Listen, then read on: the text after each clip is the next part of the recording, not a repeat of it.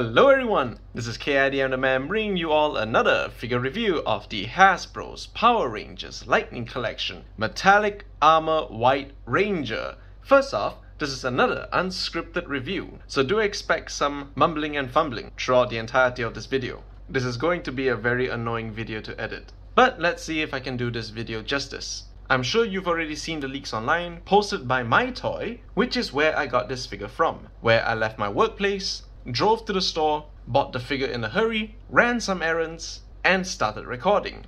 So without further ado, let's take a closer look at the Metallic White Ranger. The painting and the sculpting of this figure is amazing. We should know, we've seen this before, as it is the exact same figure as the Wave 1 White Ranger and the re-release in Wave 6, I think, but just molded in a different kind of plastic with some nice shiny gold paint. The helmet of this figure is nicely sculpted and painted, this time, however, in a shiny gold paint. Hasbro really did bring out the most premium gold paint that I've ever seen on a Lightning Collection figure. There's also some black paint on the visor and the tiger stripes on the forehead. The white paint on the tiger's eyes are nicely painted, although my right eye does look a little bit droopy. If you look closely, you can see that the mouth plate is painted in silver, which is kind of similar with the transparent pearlescent plastic. Despite the awesome paint job, there will be some discrepancies. Just like any other quality control issues, the nose on the helmet does have a line in the middle. I guess Hasbro thought that this tiger needs another stripe.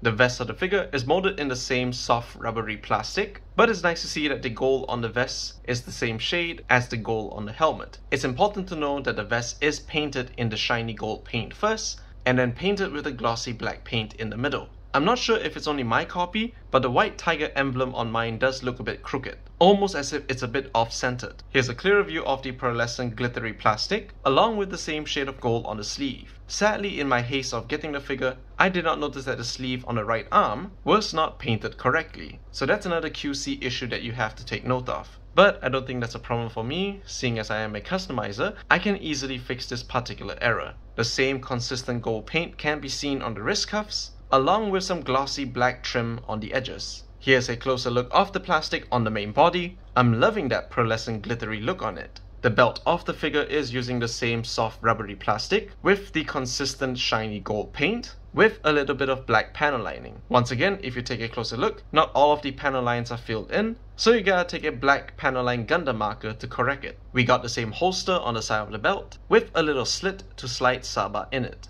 The lower half of the figure is using your standard Lightning Collection leg molds. This is so that this figure can be consistent with the rest of the team. You got the consistent paint job for the boots, which is really appreciated, and a slight plastic variation on the feet. Instead of it being a pearlescent white, it does look a bit milky.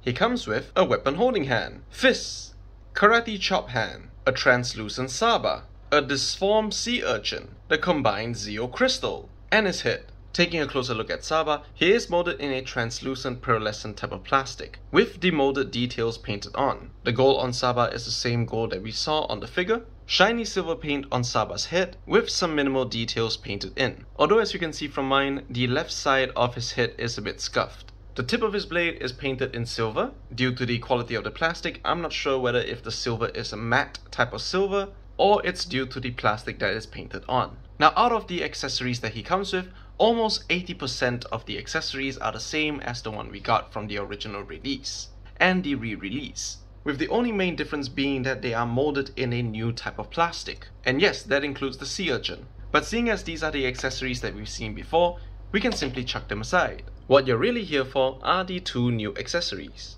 Starting with the head of the figure, you can see that it's nicely sculpted and painted on. You can clearly see that it is entirely a new mold, and that includes the face shape. Unlike the inconsistencies I got from my figure, the paint on my civilian head is perfect, all the way down to his nice wavy hair that is stylized in a way where only the right ear is visible. He kinda looks like Tommy Oliver, but for some reason I'm getting some Fabio vibes. If you don't know who that is, you're way too young for this video. As for the combined Zeo crystals, alright, I admit it, I was wrong.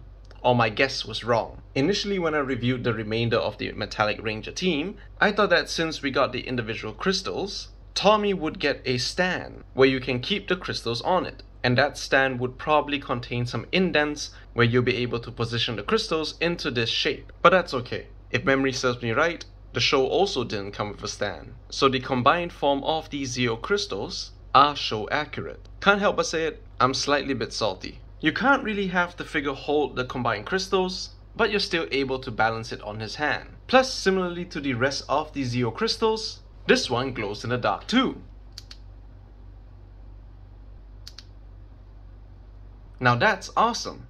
Now what kind of reviewer would I be if I did not compare the Metallic Armour White Ranger with the original White Ranger figure? Now my eyes could be playing tricks on me, or Hasbro is sticking to the Metallic Armour tradition. Putting the two helmets side by side, other than the paint differences, you can see that there are minor sculpting differences. The first one I noticed would be the white on the eyes. Other than the error that I've mentioned earlier, the shape of the eyes is slightly bit different, where the original looks slightly bit boxy, while the Metallic Armour version looks a bit more curved. Looking at it from the front, the mouthplate on the Metallic Armour helmet does look a bit more slimmer than the original release. Now I'm sure you would have noticed that there might be a slight paint discrepancy, but I can't help but feel that it really does look a bit different. And if we look closer to the tiger's ears, we can see that the original looks a bit more curved, but the metallic helmet has an additional indent, or it has an additional bump. And the whiskers on the metallic helmet does look a bit thinner. If we compare the shape of the helmet side by side, I'm pretty sure that the metallic helmet is smaller than the original release, thus confirming that this helmet is a new mold. Even the tiger stripes looks a bit thinner. The tiger's nose on the metallic version does look a bit smaller too, but the visor does look the same. Since the torso is covered by the vest, we can't get an accurate comparison for the body mold. But if you were to take a look at the original vest, you can see that the tiger emblem is perfectly centered, whereas for the metallic version, it's just slightly bit off-centered. Maybe it's the angle of how these figures are posed on camera, but I can't help but shake the feeling that the vest is also a new mold too. I cannot pinpoint what's different, but to me the new vest does look a bit smaller as compared to the original. Am I going crazy here? Well, at least the arms of the figure does look exactly the same, right? Right? It could really be just an optical illusion, but I feel that the belt is also a new mold. I'm just gonna chalk it up to an optical illusion then. One thing that I'm confident about is that the legs of the figure is exactly the same, but molded in a different plastic. To make sure that I'm not going crazy, I took an extensive look at the two Sabas. And from here I can confidently say that these two are exactly the same molds, albeit the slight paint discrepancies.